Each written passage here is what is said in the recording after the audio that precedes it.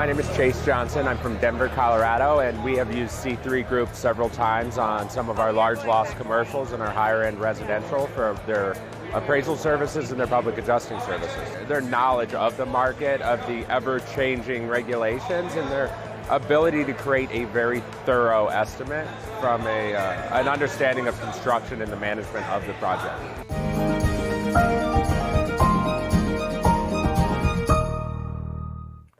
Good afternoon, everybody. Meteorologist Frank Gaetano here for your daily 12 p.m. hail forecast, sponsored, as always, by the C3 Group and the Merlin Law Group. Have them linked in the description of this video. Make sure you go check them out and see what they can do to help your business get those claims processed.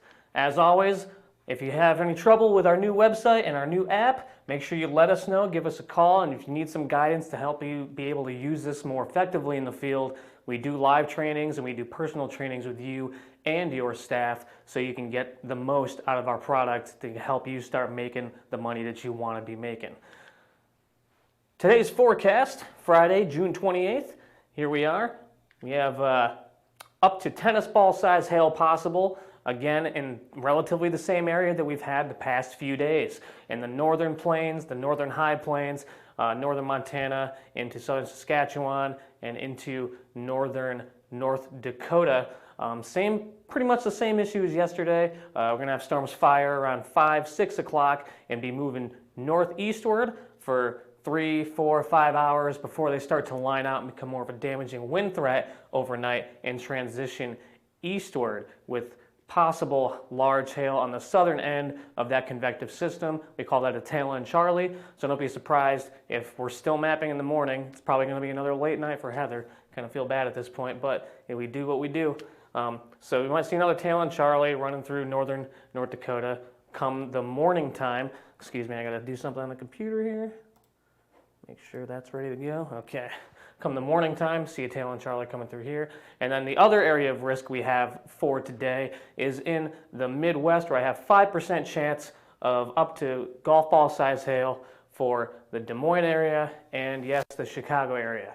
Now, this isn't a guarantee that this is going to happen. What we do have is we have a couple of outflow boundaries. There's currently a convective system moving southward from Iowa into northern Missouri, and there's hail actually ongoing right now, right by the border here. So got to keep this video short so I can get back to mapping that for you guys. But yeah, that is moving southward, and that's going to lay an outflow boundary right here in northern Illinois, and we currently have an outflow boundary right here in northern Illinois, south of the metro.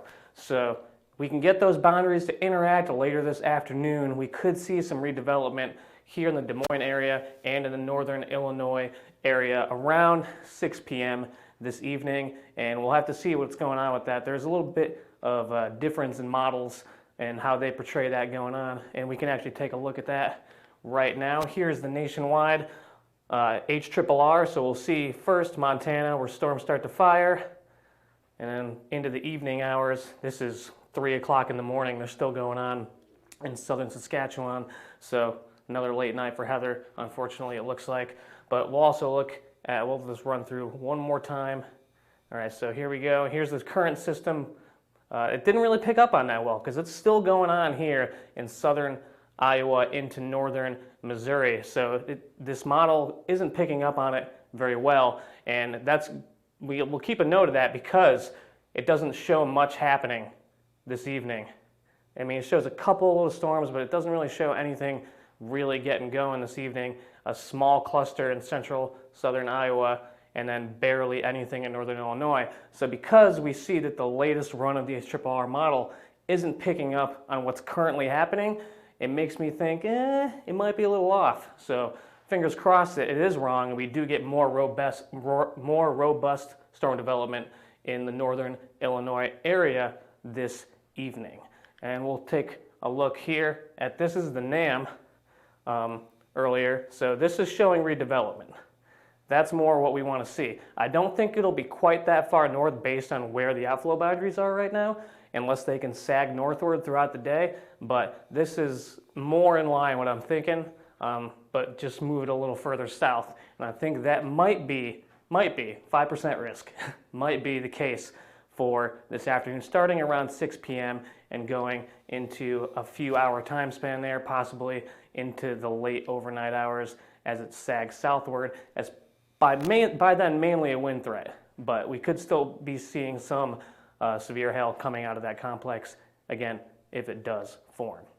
Let's take a look at the risk for tomorrow. Again, pretty similar, just kind of move it a little bit further to the east, more in the North Dakota, southern Manitoba area, and we're going to have storms forming in Canada and moving southeast throughout the afternoon and evening, possibly getting near the Minneapolis metro, but I'm thinking possibly towards Sioux Falls as well, as this convective system just kind of sags southward after it lines out. And small risk up to ping pong ball size hail possible for the Pennsylvania and northeast area, as another line of storms will be moving southward throughout the afternoon tomorrow.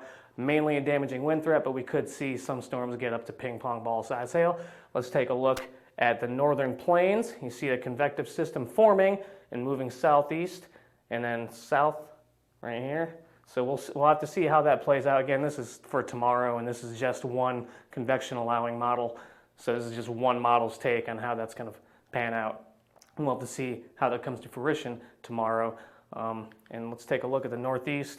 In the afternoon hours, going to see storms start to develop in northern Pennsylvania, and that line will sag southward throughout the day, and mainly a damaging wind threat, but there is enough instability there for us to see some hail reports trickling in.